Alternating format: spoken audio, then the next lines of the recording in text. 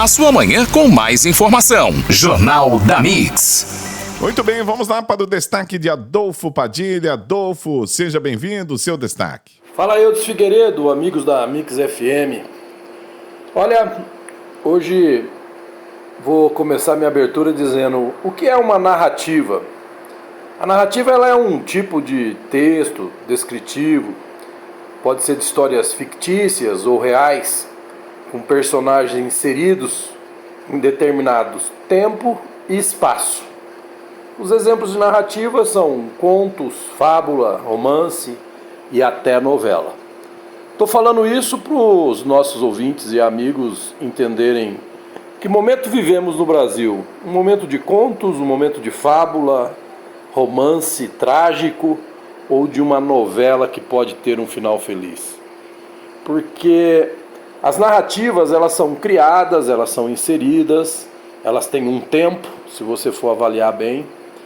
E se pegando num ponto apenas, onde no domingo, com os atos de vândalos, os atos de depredação do patrimônio público, onde não tem nada a ver com terrorismo, não existe essa não se cabe tudo que aconteceu domingo no conceito de terrorismo, nem no seu conceito histórico, literário e muito mais no seu conceito jurídico, da sua formatação jurídica aqui no Brasil, da concepção do que é terrorismo.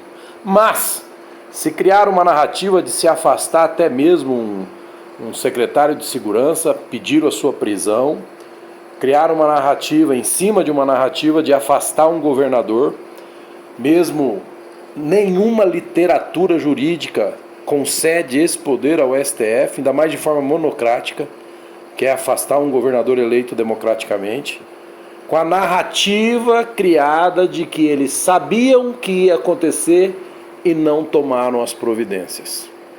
Aí vem o senador Duval, entrega provas que desde o ministro da Justiça até o presidente da República e mais 48 órgãos de segurança já sabiam de todo o perigo que poderia ocorrer domingo de um tumulto no nível que nós vimos. Aí eu pergunto para vocês, foi criada uma narrativa para justificar atos e decisões que não têm embasamento legal. Esses atos e decisões sem embasamento legal foram concluídos. O governador foi afastado, o secretário de Segurança Pública foi afastado, fizeram um pedido de prisão, querendo colocar nas costas dos dois a irresponsabilidade de não ter tomado providências antecipadas. Aí vem o ministro da Justiça querer justificar a denúncia que fez o senador de que eles tinham conhecimento, dizer que viu pela janela quando a multidão chegava para depredar, destruir e invadir os órgãos de poder. Olha, meu amigo, tá complicada a situação, mas fica aí a dica. Será que é uma novela? Será que é um conto? Ou é uma fábula? Eu vou dizer para você, a única certeza que eu tenho que romance não é. Toca o programa, meu amigo Eudes Figueiredo. Acorde e fique bem informado. Jornal da Mix.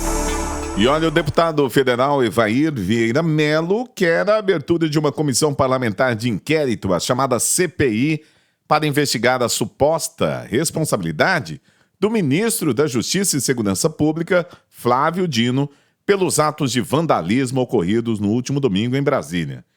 Em requerimento para a instalação do colegiado, o parlamentar defende que, considerando o conhecimento prévio e privilegiado do ministro sobre os acontecimentos, há indícios de que Flávio Dino tinha ciência do ato e acabou não fazendo nada para intervir em tempo hábil. É o que eu falei na minha abertura. Eles querem fazer uma CPI para investigar os atentados. A CPI, se a gente for ver ela no modelo que a gente viu a CPI do Covid, coordenada por Aziz, por Randolfo Rodrigues, por Renan Calheiros, os homens mais imparciais da política brasileira, né? Eles não colocam ideologia política e nem seus interesses acima de nada. eles só pensam no bem do Brasil, a gente vai ver um show de horrores de novo, um palanque eleitoral que pode ter certeza, como eu disse aí, qual será o fim da CPI, ela vai somente querer achar o responsável, que é o responsável predileto deles, que é o ex-presidente Jair Bolsonaro. Sendo assim, diante do que eu falei na abertura, estando comprovado de que o ministro sabia, ministro da Justiça e Segurança Pública sabia do risco que estaria correndo, o que poderia acontecer no domingo, foi informado, é prova de que ele foi informado. O agravante nisso é que até o presidente Lula poderia saber, e isso tem um nome no nosso regulamento legal: prevaricação. Isso dá cassação de mandato. Isso dá punição severa. Prevaricar não pode. E foi uma prevaricação de risco. Ou seja, a CPI, se vale para um, tem que valer para o outro. O pau que bate em Chico, bate em Francisco, e o que bate em Francisco não pode deixar de bater no Chico. Então é um governo que em 10 dias, nessa sede de vingança, nessa sede de poder, começa a se tropeçar e se complicar nas próprias narrativas. Agora você entende o que eu falei na abertura. Se cria a narrativa e se esquece que hoje nós temos a internet, que aliás eles estão loucos para calar, louco para zerar, porque a internet ela constrói ou nos ajuda a construir uma outra interpretação dos fatos que eles querem pôr diante da narrativa que eles querem implantar, da verdade absoluta deles e não dos fatos. Então, se vai ter a CPI para investigar por que a PM de Brasília não fez nada, por que o secretário de Segurança Pública, o governador de Brasília deixaram o risco acontecer, diante das provas que tem e foram apresentadas, tem que ter uma CPI para apurar a responsabilidade legal do ministro, autoridade máxima da Justiça e Segurança Pública desse país.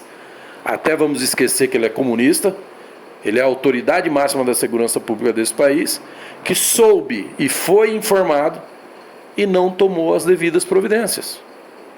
E que escorregou quando foi tentar explicar, que disse que da janela via a multidão se aproximar.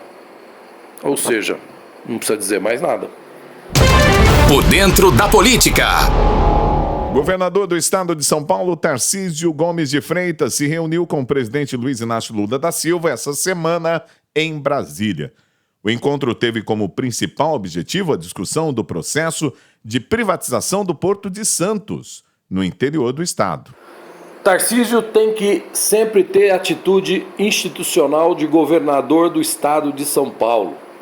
É lamentável e até triste a gente ver alguns comentários: eu não voto mais nesse cara, ele me traiu. Para alguns o Tarcísio virou até, como diz o outro, membro da esquerda. Tarcísio é governador de um estado que deu voto tanto para a esquerda como para a direita. Tarcísio é um governador que representa hoje a todos os paulistas. Tarcísio é uma grande referência política de todos nós que somos da direita. Tarcísio tem competência para fazer o estado de São Paulo virar a chave depois de 30 anos de domínio de um partido e de um grupo só, que era o PSDB. Tarcísio tem que manter, sim, suas relações institucionais. Isso não significa que ele traiu os valores os quais quem votou nele confia e se identificou com esses valores. As pessoas têm que saber separar política partidária de política institucional. A gente vê muito isso demonstra uma falta de amadurecimento terrível. Isso demonstra uma inabilidade terrível. É onde entra toda vez que eu falo que a direita tem muito que aprender, tem muito que caminhar. O grande legado do presidente Bolsonaro para todos da direita no Brasil foi fazer a gente começar a se preocupar com política, falar de política, mas ainda somos bebê na maternidade diante da grande experiência que tem a esquerda. Só avaliar o que aconteceu no domingo, como foi todos ou a grande maioria induzidos a fazer uma coisa que nunca fizeram e ajudaram a participar com infiltrados ou sem infiltrados. Claro que teve outros que na empolgação do efeito manada jogou uma pedra na vidraça. E assim deu justificativa e validade para todas as ações as quais a direita critica, do Alexandre de Moraes, das falas do presidente Lula. Então, tem que tirar o mimimi de lado e analisar com clareza. Tarcísio é um governador do maior estado deste país. E para tanto, e para mostrar a sua habilidade, para mostrar a sua capacidade política de gerenciamento, principalmente gerenciamento de crise, faz muito bem de manter institucionalmente a relação não só com o presidente Lula, não só com os deputados estaduais, mas com deputados federais de oposição que queiram ajudar São Paulo. É simples e fácil de entender. Caso você entenda isso errado, eu aconselho que você tenha que aprender a ler a política de uma outra forma. Olha, essa semana os agentes da Polícia Federal passaram o dia no prédio do Supremo Tribunal Federal, invadido e depredado no último domingo. No local, sinais de atos de vandalismo ainda são bastante visíveis. Funcionários passaram os dias recolhendo imóveis e objetos arrancados de dentro do local e atirados na Praça dos Três Poderes. O ministro Gilmar Mendes esteve no STF para conferir a dimensão dos danos e na saída fez um apelo para que tais cenas não se repitam mais. Disse ele: estou sem palavras, sem palavras. Como chegamos a esse ponto? Adolfo Padilha. Eu acho que o mais importante aqui é a gente entender que o Gilmar Mendes tem emoção, né? Porque ele nunca passou para nós que ele era um homem de se emocionar, né? Pelo contrário, ele sempre passou para nós que, pelas decisões que toma, pelo jeito que ele muda de ideia, né? Porque esse mesmo Gilmar Mendes já falou anos atrás que o assalto que o PT fez nos cofres públicos, financeiramente o PT teria dinheiro para disputar eleições por mais 50 anos. E de repente ele se colocou um algoz do ex-presidente Bolsonaro e foi um dos que votou a favor da soltura do Lula. Então, se ele ficou emocionado de ver a destruição, eu fiquei triste. As emoções dele a gente não sabe quais razões. Algumas coisas sumiram lá de dentro. Cada um faz o julgamento que quer. Mas por falar em STF, aproveitando aqui, se você me permite, mais um detalhe para todos nós, e até poderia sugerir isso como uma pauta para amanhã. Vocês viram quem foi nomeado chefe da Polícia Federal? Um delegado federal que foi chefe de segurança do presidente Lula durante a campanha. Vocês lembram do Ramesh? O chefe da Polícia Federal que Bolsonaro queria nomear e não foi permitido, mesmo sendo um ato exclusivo do executivo de nomeação. Vocês lembram das manchetes do grupo de mídia, do consórcio? Bolsonaro querendo nomear ex-amigo de segurança de campanha para liderar a Polícia Federal? E alguém está ouvindo ou vendo alguma manchete hoje?